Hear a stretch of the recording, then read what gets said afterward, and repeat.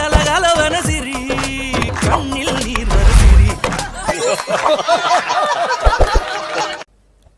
உண்ண உணவு, உடுக்க உடை, இருக்க இடம், இந்த மூணும் மனுஷனுக்கு முக்கியம் இல்லைங்களா? அப்போது உண்ண உணவு, உடுக்க உடை, இருக்க இடம், அதே மாதிரி உணர்வுக்குன்னு ஒரு முக்கியம் இருக்குது. மனிதனுடைய உணர்வு தான் எல்லாத்தையுமே தீர்மானிக்குது. அப்படின்னா அந்த உணர்வை பக்குவப்படுத்துகிற ஒரு தன்மை ஒன்றுக்கு மட்டும்தான் இருக்குது. அது மிக மிக மிக மனித சமுதாயத்துக்கு முக்கியம். அந்த உணர்வை பதப்படுத்துகிற, பக்குவப்படுத்துகிற சிறப்பு எதுக்குன்னா சிரிப்பு என்ற ஒன்றுக்குத்தான் இருக்குது. அப்பர் சுவாமிகள் அம்பலத்தாடும் எம்பெருமானனுடைய ஆடலரசனை பாடுகிற போது கூட பாடுறார், குனித்த புருவமும் கொவ்வைச்ச வாயில் குமிழ் சிரிப்பும்னு பாடுறார். ஆண்டவனுடைய முகத்தையே பொலிவுபடுத்துவது அளவு கடந்த மகிழ்ச்சி தானா, சிரிப்பு தானா. அப்போ மனுஷனுக்கு சார் இந்த சிரிப்பு என்பது மிக மிக முக்கியம். வாழ்க்கையில் அது ஒரு அங்கம். ஏன்னா நோய்க்கு மருந்தே அந்த சிரிப்பு தான். டாக்டர் கூட என்ன சொல்கிறாரு, கலகலப்பா இருங்க, சந்தோஷமாக இருங்க. ஏன்னா மருந்து பாதி, மனம் பாதி. அப்போ இந்த நோய் எதிர்ப்பு சக்தியை கூட அதிகமாக கொடுக்குதான். அதனால தான் நீங்கள் காமெடி சீன்லாம் போடுறாங்கல்ல ஊடகத்தில், திரைப்படத்தில் காமெடின்னு ஒருத்தனை போடுறாங்கல்ல. எதுக்கு? ஒவ்வொரு மனிதனுக்கும் அந்த சிரிப்பு மிக மிக முக்கியம் அப்படின்றது தான். அதுதான் நம்முடைய துன்பங்களை இன்பமாக்கும், துயரமான மனதுக்கு மருந்தாக அமையும். சில காயங்கள் மருந்தால் சரியாகும், சில காயங்கள் சிரிப்பால் சரியாகும். நீங்கள் சிரித்து பாருங்களேன், கலகலகலன்னு சிரிச்சுக்கிட்டே நான் பிரச்சனையே போயிடும். அதனால் நான் மீண்டும் மீண்டும் நினைவுபடுத்துகிறேன், நமக்கு இது ஒரு முக்கியமான பாதை.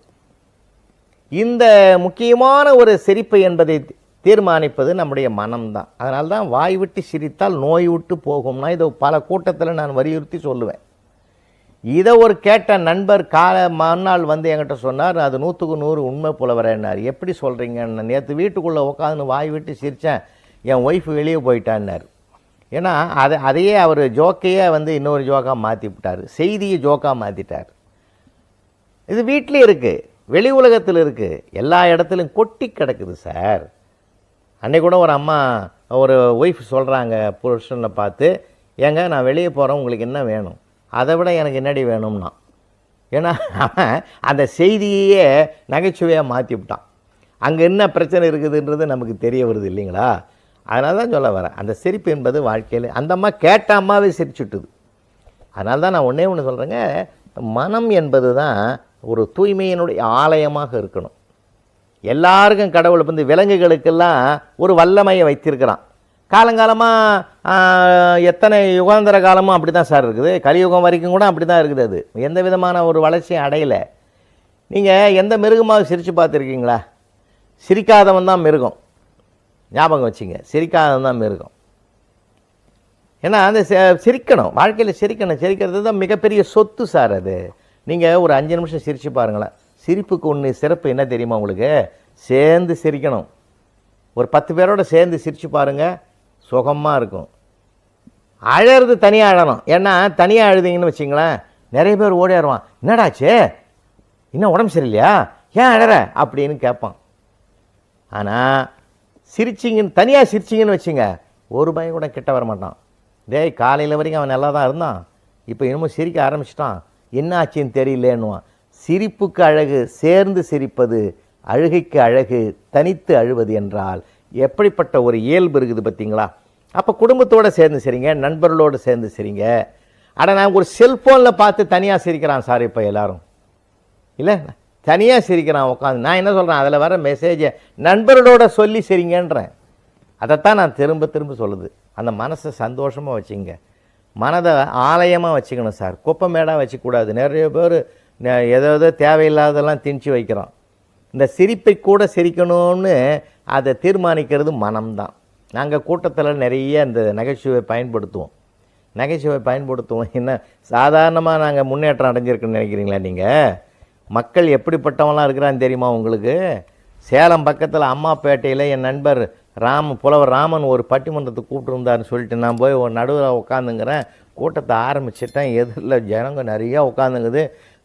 ஆரம்பித்து நடத்துகிற சங்க இலக்கியம், இடைக்கால இலக்கியம், தற்கால இலக்கியமெல்லாம் மனிதனுடைய வாழ்க்கையை செம்மைப்படுத்துவதற்காக ஒரு கண்ணாடியாக விளங்குகிறதுன்னு ஆரம்பிக்கும் போது ஒரு அம்மா முன்னாடி ஒரு பையன் நல்லா கேட்டுங்கிறான். அவனை வந்து இழுத்து போட்டு சாத்துது. இந்த மாதிரி இடத்துக்கெல்லாம் நீ வருவியாடா, இந்த மாதிரி இடத்துக்கெல்லாம் நீ வருவியாடா, 4 பேர் 4 விதமாக பேசுவேன், கெட்டி சீரழிஞ்சு விடுவேன்னு ஏன் எதிரிக்கே சொல்லுது. அப்போ அந்த பட்டிமன்றத்தை எப்படி தான் நான் நடத்துறது? என்னடா இப்படி ஆகிப்போச்சேன்னு மனம் கலங்கலைங்க.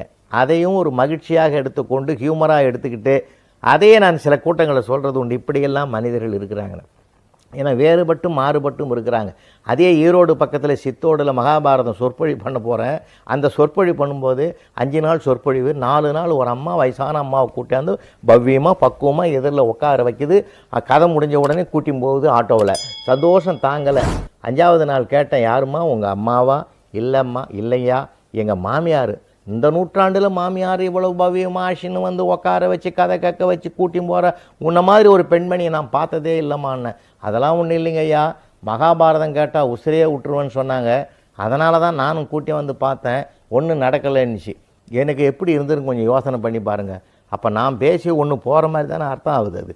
அதனால் உலகம் பலவிதம் இருந்தாலும் நம்முடைய மனம் சரியாக ஒரு பயணத்தை மேற்கொண்டு விட்டால் அது எல்லாவற்றையும் சரி செய்து குற்றத்தை குறைகளை நிவர்த்தியாக்கி குணமாக்கி கொண்டு அதை சிரிப்பதற்குரிய சிந்தனையாக மாற்றுகிற வல்லமை அந்த மனசுக்கு இருக்குது. அதனால தான் நான் சொல்கிறது, மனம் உங்கள் கையிலே இருக்கட்டும். உங்கள் மனம் உங்கள் கையிலே இருக்கணும்.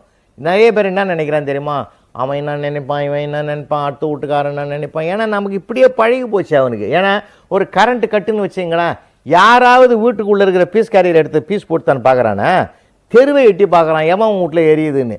எல்லார் வீட்லையும் எரியல, விடு, கரண்ட்டு போயிட்டு தின்றான். அப்போ நம்ம பற்றி நம்ம யோசிக்கிறதே கிடையாது. அதனால தான் நம்ம மனம் நம்மக்கிட்ட இருக்குது சார். நீங்கள் என்ன நினைக்கிறீங்க, நீ ஏன் அவனை போய் அர்த்தம் கேட்குற? நீ என்ன நினைக்கிறன்றது உனக்கு தான் ஒரு நினைக்கிறதுக்குன்னு ஒரு மனத்தை கொடுத்துக்கிறானே, நீ நினச்சிக்கோ, நீ தீர்மானிக்கோ. அதனால தான் அந்த மனம் நம்ம கையில் இருக்கணும்னு நான் விரும்புறது காரணம். ஏன்னா மனம் போல் வாழ்வு, நான் பணம் போல் வாழ்வுன்னு எவனும் சொல்லலை. மனம் போல் வாழ்வு, அந்த மனம் தான் தீர்மானிக்கிறது. மனம் போன போக்கில் மனிதன் போகலாமான்னு ஒரு பாட்டை வரியே இருக்குது. போகக்கூடாது, தீர்மானிக்கணும், இது நல்லதா இது கெட்டதாயின்னு. அப்போது இந்த மனசு சரியாக வச்சுருக்கணுன்றதை என் அனுபவத்தில் நான் ஒரு உதாரணம் சொல்கிறேனே. 20 ஆண்டுகளுக்கு முன்னே நான் திருப்பதிக்கு போயிருந்தேன் சார். வெங்கடாஜலபதி பெருமாள் கோயிலுக்கு தரிசனத்துக்காக போயிருக்கிற போது கூட்டம் அதிகமாக இருந்தனால என்னை 10வது கூட்டத்தில் உட்கார வச்சுட்டான்.